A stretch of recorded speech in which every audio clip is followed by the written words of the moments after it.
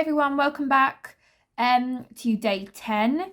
This is going to be the fourth video in the series of maths calculations, and today we're going to be looking at short division without remainders. Now normally we have short and we have long division. Usually short division is used for questions where you're dividing by one digit number, but you can use short division for when you're dividing by a two-digit number, but we're going to do two separate videos for this. So what I need to do is to get my question set up, and I can do this using the bus stop method. So I need to put my 4 here and then 8, 2, 4.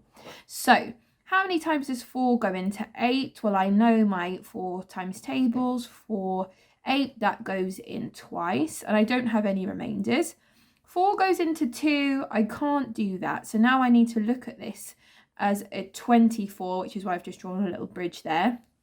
4 goes into 24, and I know this from my 4 times tables, it goes in 6 times, so my answer would be 206.